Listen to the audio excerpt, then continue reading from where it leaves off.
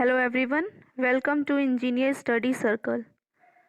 आज आपकी क्लास का 4th डे है जिसमें हम लोग पढ़ेंगे उपसर्ग और प्रत्यय, जो कि आपके UP triple S C JE 2016 और 18 यूपी पीसीएल, आपका यूपी टेट और सी टेट के पॉइंट ऑफ व्यू से बहुत ही ज़्यादा इम्पॉर्टेंट होगा।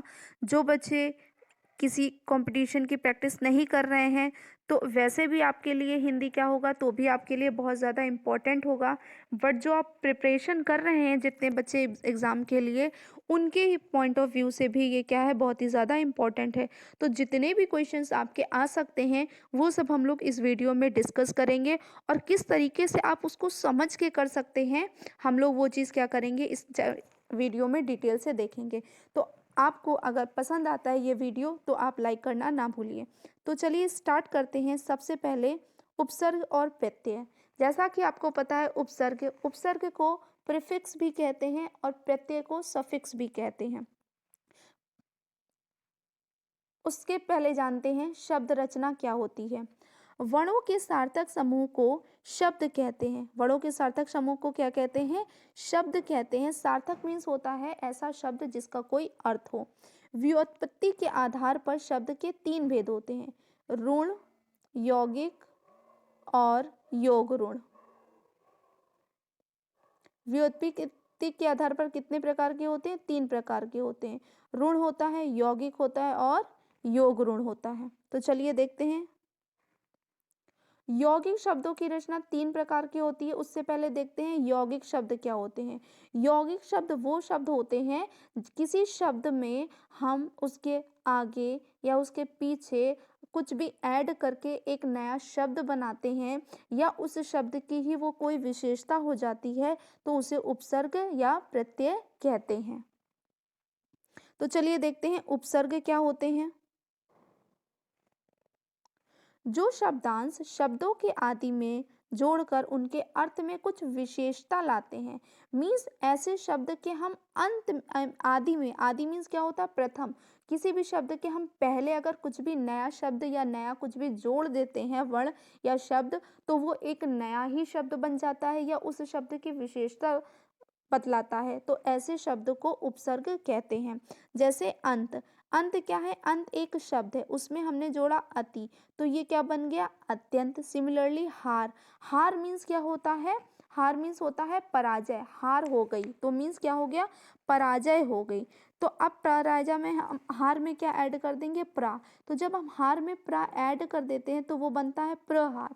प्रहार मीन्स क्या होता है? चोट करना, मतलब किसी को चोट पहुंचाना या इस तरीके से। तो क्या हुआ? एक नया शब्द बन गया या उसी से कोई नया उसका विशेषता बन गया, तो उसे क्या कहेंगे?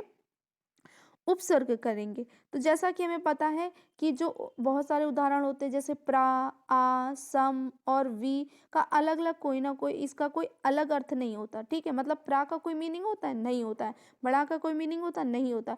पर जब हम इसको किसी शब्द के साथ में मिक्स कर देते हैं तब वो जुड़कर एक नया परिवर्तन ला देता है और नया शब्द बना देता है, जिसका कोई अलग ही मीनिंग होता है, और पर वो मीनिंग होता है, सार्थक होता है। इसलिए ऐसे शब्दों को क्या कहते हैं? उपसर्ग कहते हैं। और ऐसे शब्द होते हैं, तो ये हिंदी भाग में अगर हम लोग देखेंगे कि उपसर्ग कितने होते हैं, तो उपसर्ग होते हैं 5 होते हैं। कितने होते हैं? 5 होते हैं। तो कौन कौन से होते हैं ये देखेंगे। पहला होगा संस्कृत के उपसर्ग होगा, हिंदी के उपसर्ग होंगे, उर्दू और फारसी के उपसर्ग होंगे, अंग्रेजी के उपसर्ग होंगे। ठीक है। और उपसर्ग के समान ही जो प्रयुक्त होते हैं, संस्कृत के कुछ ऐसे शब्द होते हैं जिनको अव्यय कहते हैं। तो एक एक करके हम लोग जानते हैं कि उपसर्ग के बारे में, कि उपसर्ग का किस तरीके से इनका यूज करते हैं। तो सबसे पहले हम आपको बताते हैं तत्सम उपसर्ग क्या होते हैं। तत्सम ऐसे शब्द जिनको संस्कृत के उपसर्ग कहते हैं ना, उन्हीं को क्या बोल रहे हैं? उन्हीं को बोला जा रहा है तत्सम उपसर्ग। ऐसे शब्द जो संस्कृत के हों और संस्कृत के ही शब्द में हम लोग क्या लगा दें? उपसर्ग लगा दे। उपसर्ग मतलब उस शब्द के आगे कुछ ऐड कर दे तो एक वो नया शब्द बना देता है। जैसे अति, जैसे कोई एक शब्द ले लो। ठीक है, शब्द मीन्स क्या? कोई भी आपका, आपने अति, अब अति एक उपसर्ग ले लिया। अति का अर्थ क्या है? अधिक। अति मतलब क्या होता है? अधिक, यानी कि बहुत ज्यादा।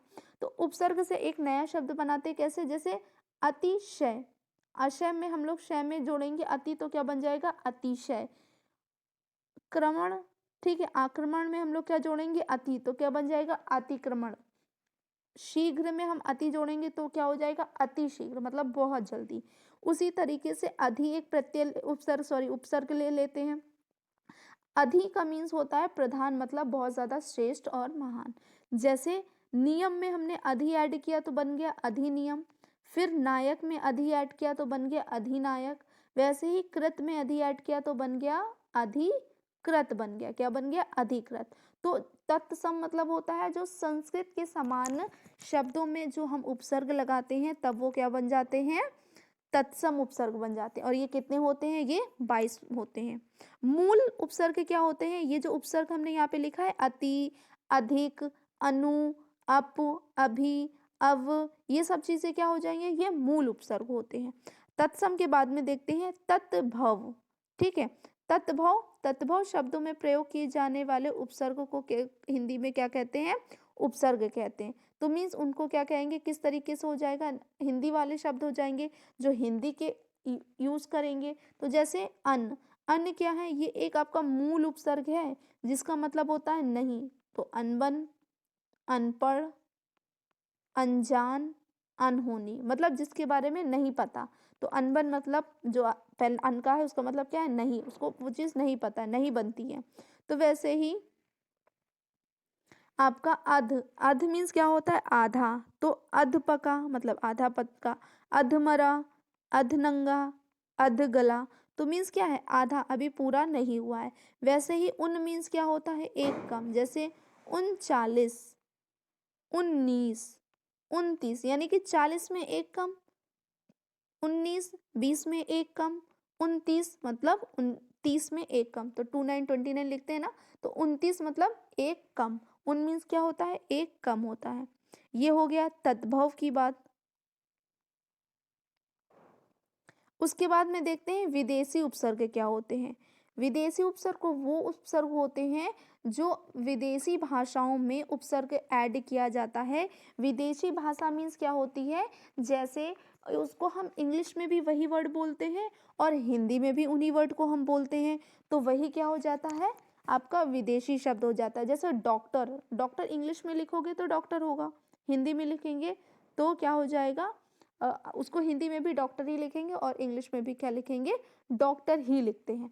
तो चलिए देखते हैं उपसर्ग क्या हैं, जो मूल उपसर्ग हैं, ये आपके क्या हो जाएंगे, ये आपके सारे मूल उपसर्ग हो जाएंगे। जैसे सब हो गया, ठीक है, फिर क्या हो गया, हाफ हो गया, फिर क्या हो गया, को हो गया। तो इसका अर्थ क्या है, अधीन। उपसर्ग कैसे बनाएंगे, जैसे सब, रजिस्टर, रजिस्टर ये क्या है आपका, ये एक कोई विदेशी है शब्द है, रजिस्ट्रार तो रजिस्ट्रार ही लिखेंगे, तो सब रजिस्ट्रार एक नया शब्द बन गया। जज, तो जज का जज ही होता है, तो इसमें भी क्या होगा, सब जज हो गया। फिर कमेटी, तो कमेटी में सब ऐड कर दिया तो sub committee. Similarly half means क्या होता है, आधा, तो हाफ का मीन्स, हाफ इंग्लिश में हाफ और हिंदी में भी हाफ को हाफ ही बोलते हैं, तो हाफ टिकट और हाफ पैंट और हाफश। को मीन्स होता है सहित, एक साथ, मतलब जोड़ लेना। को मीन्स क्या होता है, एक साथ। कोऑपरेटिव और कोऑपरेशन। आई होप आपको ये समझ में आ रहा है। तो चलिए अब देखते हैं, नेक्स्ट है आपका देशज उपसर्ग। क्या है आपका, देशज उपसर्ग। देशज उपसर्ग वो होते हैं, जैसे हम लोग डेली कोई ना कोई वर्ग, कोई ना कोई ऐसे शब्द हिंदी में बोलते रहते हैं, जैसे थप्पड़, लप्पड़, ऐसे करके बोलते हैं ना, कि तो मतलब क्या है, रेगुलर में इसका कोई भी ऐसे नहीं, बोलते बोलते कुछ भी नया इन्वेंट कर देते हैं या कोई भी नया शब्द, तो वो आपका देशज शब्द में आ जाता है। तो ऐसे देशज शब्द फिर उसमें क्या लगा देते हैं, उपसर्ग लगा देते हैं, तो वो देशज उपसर्ग बन जाता है। अक्कड़, अक्कड़ मीन्स क्या होता है, वाला, मतलब घुमक्कड़, तो घूमने वाला। पियक्कड़, पीने वाला। भुलक्कड़, जो भूल जाने वाला। तो आग का मीन्स मतलब क्या होता है, उसका भी वाला होता है, जैसे चटाक, धड़ाक, धड़ाका, धमाका, फटाक, ये सारे कैसे हैं, ये कहीं से सीखे नहीं गए, तो ये क्या है, रेगुलर ऐसे बोलते बोलते क्या हो गया, वो शब्द इंक्लूड हो गए हम लोगों की लैंग्वेज में और हम वो लैंग्वेज बोलने लगे हैं, तो वो देसी लैंग्वेज में हो गया। नेक्स्ट है आटा। आटा जैसे, तो उसमें क्या होगा, जैसे खर्राटा, फर्राटा। आई होप आपको ये उपसर्ग बहुत अच्छे से समझ में आ गया है। तो इसका नेक्स्ट वीडियो मैं जल्द ही अपलोड करूँगी, जिसके अंदर क्या होगा, आपको प्रत्यय के बारे में डिटेल में मिल जाएगा। एक साथ पढ़ाने से क्या होता है, आपका वीडियो बहुत ही ज़्यादा लॉन्ग हो जाता है, लेंथी हो जाता है, जिससे आप पढ़ते-पढ़ते खुद भी बोर हो जाते हो। तो शॉर्ट में समझिए, थोड़ा-थोड़ा समझिए, ताकि आप उसको ईज़िली से रिवाइज़ करते चलिए। जब ये आपका उपसर्ग और प्रत्यय कंप्लीट हो जाएगा, उसके बाद मैं आपको प्रैक्टिस सेट दूँगी। अगर आपको ये सेशन पसंद आया है तो प्लीज़ इसको लाइक करिए, शेयर करिए और इसको ज़्यादा से ज़्यादा अपने फ्रेंड्स के साथ में सब्सक्राइब करिए। Thanks for watching.